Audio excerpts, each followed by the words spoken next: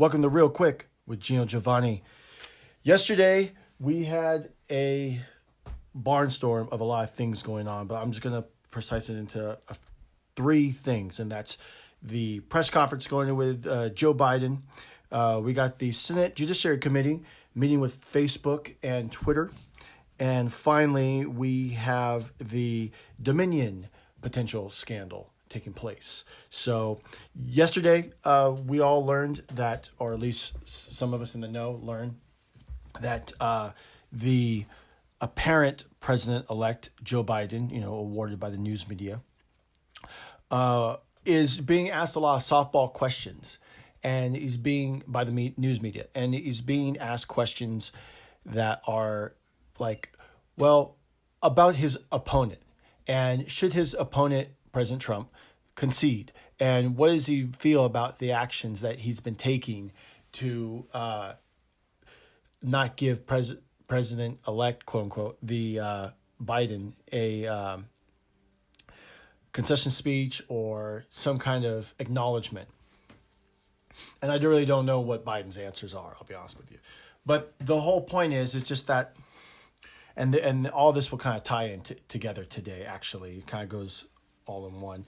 It's not only do we already know that the news media is biased, it's becoming more apparent to the public, and the reporters, if you will, have really drawn a line in the sand what side that they're on. Now, it might be if Biden gets in a few months, things could change. But for the most part, right now, they are on the side of Biden. And it's very disturbing because reporters shouldn't be like that. Reporters should be giving both sides of the story. Reporters should be digging in, finding out what's going on. Why aren't they asking about Hunter Biden scandal?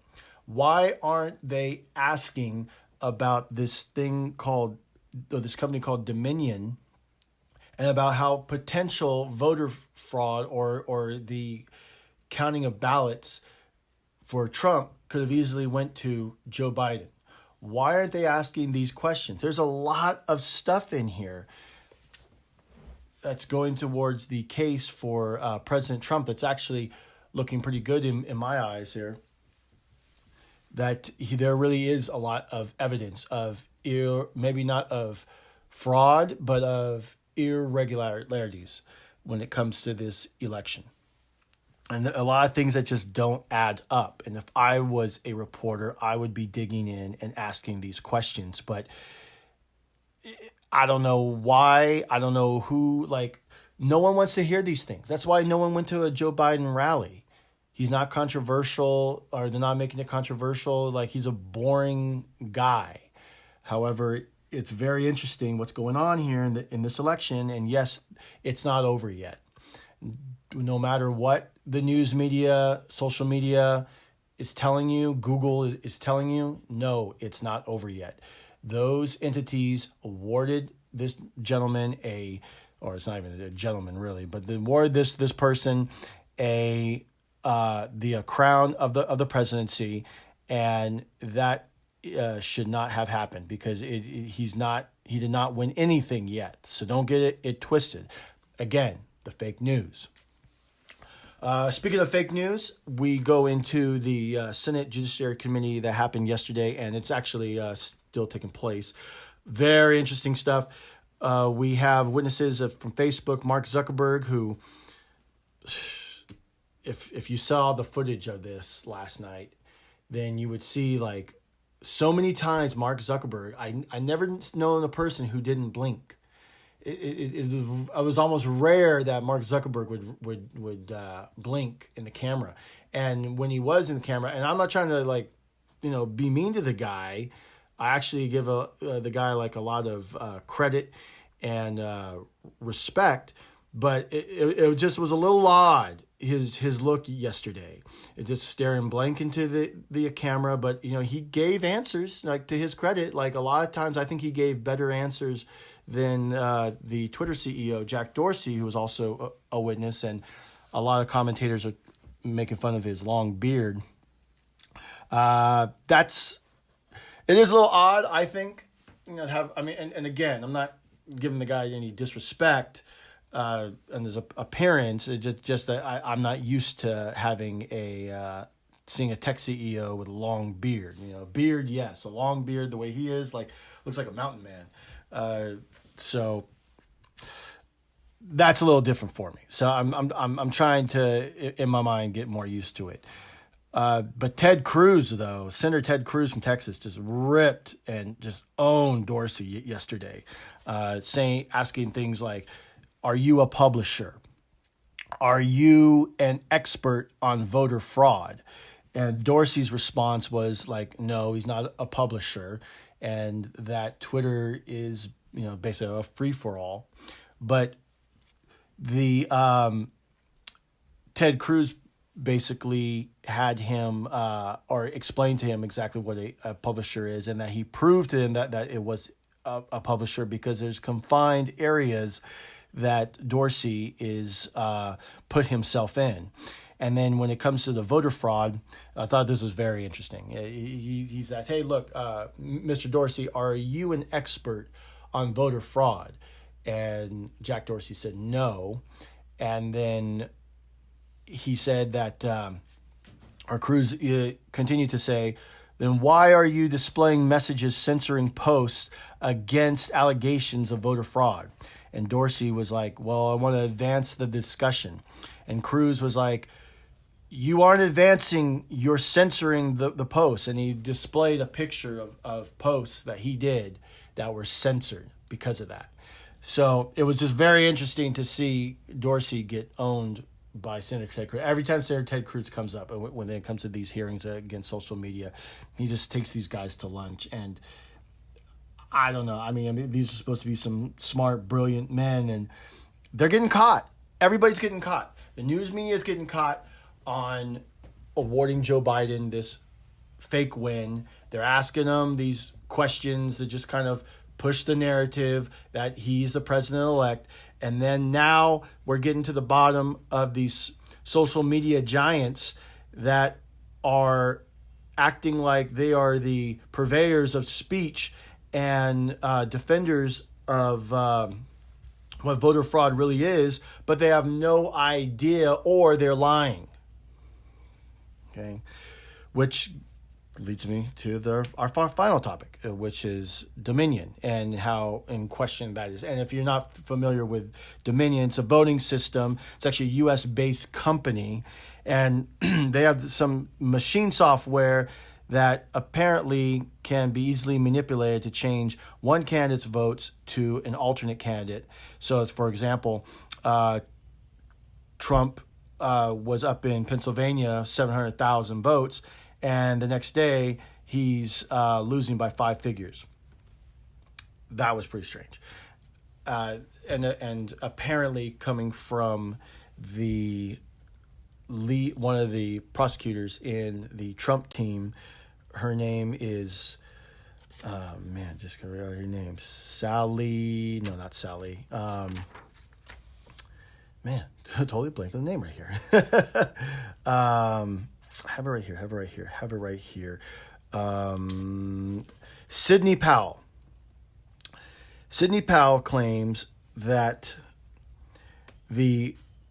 one of the founders of this company admits that the software is not 100% safe from hacking, and that it could change 1 million votes no problem easily to one candidate, because this software is designed to count votes, and it has a long history going all the way back to, as far back as I found, to 2004, when these machines were owned by Sequoia and Smartmatic. And this software was used for the 2004 Venezuela elections. And apparently the votes that were counted back then for the election always kept getting Hugo Chavez elected. So no matter what people voted, the votes always got changed to the Venezuelan president, and that's why he was in power for so long. Okay. and that's basically what's going on. Okay, and there's a longer history to go with it. I just want to kind of get it, stay very high level with you right here. Every news organization in our country is stating the fact check that Trump is getting out false news. You Google this story, and about Dominion and about Trump and voting, and it's all going to say that Trump is putting out allegations. Saying that voting machines all day in Dominion in January. This was pretty interesting. So the fake news is all sticking together, saying that basically Trump is a kook, Mayor Giuliani is a kook. They don't know what they're talking about. And going back all the way to January of this year, 2020, Dominion, along with 3 other companies, were in a hearing. And all these voting companies, I should say, voting machine companies, and they all agree that all their machines are not 100% secured, and they all these machines actually were used in all swing states. Now,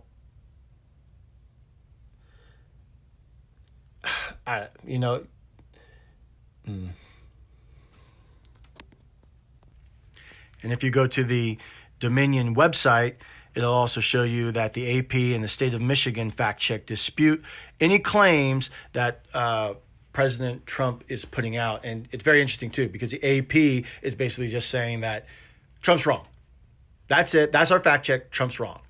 The state of Michigan actually goes a little bit more in depth in their fact checking and cites things and says, hey, look, no, this is wrong right here, and this is why. I give them a little bit more credit for that. And I don't have a solution for you folks, so I apologize for that. But look, something just doesn't add up. And let's just kind of go over everything really quick again.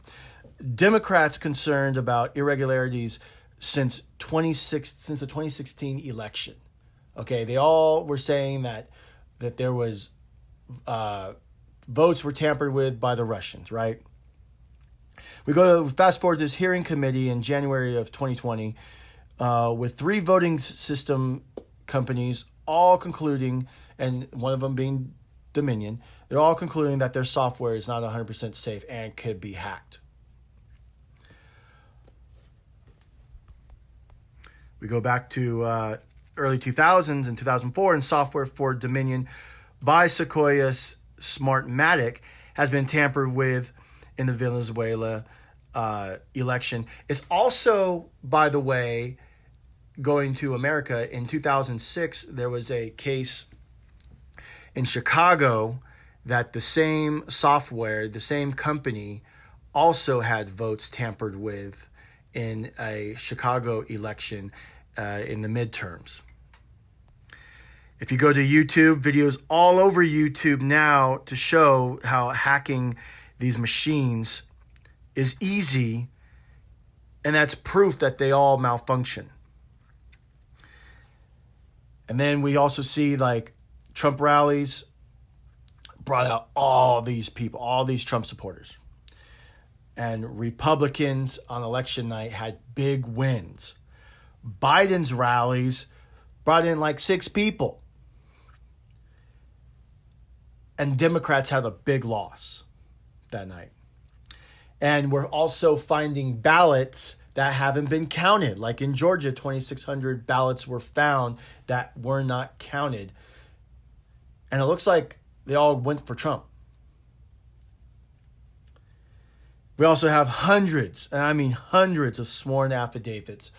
And they just keep coming in every day to the Trump legal team of people saying that, look, Dominion is a fraud. Dominion is not counting votes correctly. I saw this happen with some ballots. I saw that happen with some ballots. People are putting themselves on the line for this election because they've had enough with what they have seen. So again, I'm sorry, I don't have like a conclusion, but it just stuff just doesn't add up. Why we're looking at a more of a potential President Biden here than we are to continue 4 more years of President Trump. I cannot stress that enough, where it is no way did voters go down their ballot and vote Republican, and then I'm not going to vote for Trump. Something just doesn't add up. I just don't believe it. I don't believe it. But that's my opinion. And this, look, I'm just basing it on the facts that I found out. Do the research yourself. But that's why this show is here too, to also give you another side that the mainstream press is not giving you. Okay. I'd like to know your thoughts about what I'm saying. Have a question, I'll answer it. Send me a message on anchor.fm. And find me on YouTube, typing in Gino Giovanni Presents. Leave a question or comment below the video. Also, find me on Parler.com at Gino Giovanni, all one word. Real Quick with Gino Giovanni can be found on Anchor.fm and all major podcast platforms. Become a supporter of this podcast with some monthly donation to help sustain future episodes of Real Quick with Gino Giovanni by going to Anchor.fm/Real Quick with Gino Giovanni. And thank you for tuning in to Real Quick with Gino Giovanni. Have a great day, and God bless.